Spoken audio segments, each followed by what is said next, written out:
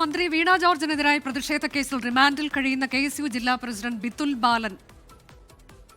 ബിതുൽ ബാലന്റെ വീട്ടിൽ ഷാഫി പറമ്പിൽ MP സന്ദർശനം നടത്തുകയാണ്. ഇന്ന് രാവിലെ ബിതുലിന്റെ വീടിന് നേരെ ആക്രമണമുണ്ടായിരുന്നു. ഇതിനു പിന്നാലെയാണ് സന്ദർശനം. വീട്ടിലേക്ക് കല്ലെറിഞ്ഞ പ്രതികളെ അറിയാമെന്ന് ബിതുലിന്റെ പിതാവ് ബാലൻ 24-നോട് പറഞ്ഞു.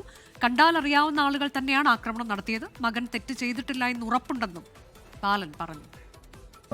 സംഭവം 2:47 സൗണ്ട് കേൾക്കുന്നത്. ഭയങ്കര സൗണ്ടായിരുന്നു. രണ്ടുപേരും കൂടി ഞെട്ടി. നമ്മളെ കൊല്ലാൻ തന്നെയുള്ള പരിപാടിയാണ് CPM-ൻ്റെ വിദ്വേഷം. നമ്മൾ ഒരു വിദ്വേഷവും ഇല്ല. ഇത് തന്നെ മകൻ KSUവിൻ്റെ ജില്ലാ സെക്രട്ടറിയാണല്ലോ. നിഖിൽ പ്രമേഷ് വിവരങ്ങളുമായി. നിഖിൽ, എന്തൊക്കെയാണ് വിവരങ്ങൾ? കുടുംബത്തിന് പറയാനുള്ളത് എന്താണ്? അനുജ, ഇപ്പോൾ ഷാഫി പറമ്പിൽ MP ബിതുലിന്റെ വീട്ടിലെത്തി ഇപ്പോൾ മാധ്യമങ്ങളെ കണ്ടുകൊണ്ടിരിക്കുകയാണ്.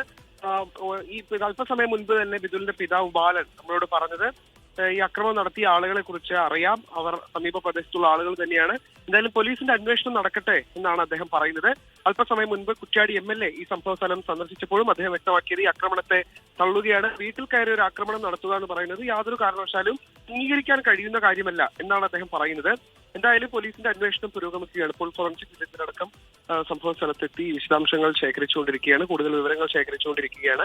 ഈ പ്രതികൾ 3 പേരാണ്, മുഖംമൂടി ധരിച്ച 3 പേരാണ് ഈ വീടിന്റെ പരിസരത്തെത്തി ഗേറ്റിന് മുന്നിലെത്തി ഈ ആക്രമണം നടത്തുന്ന ഒരു സാഹചര്യം ഉണ്ടായത്. വീടിന് നേരെ ആക്രമണം നടത്തുന്ന ഒരു സാഹചര്യം ഉണ്ടായത് പുലർച്ചെയായിരുന്നു ഈ സംഭവം. ശബ്ദം കേട്ടാണ് പിതാവ് അടക്കമുള്ള ആളുകൾ പുറത്തേക്ക് ഇറങ്ങി വന്നത്. അപ്പോഴേക്കും തന്നെ ഇവർ ഓടി രക്ഷപ്പെട്ടിരുന്നു. തുടർന്ന് CCTV പരിശോധിച്ചപ്പോഴാണ് 3 പേരാണ് ആക്രമണം നടത്തിയത് എന്നുള്ളത് മനസ്സിലായത്.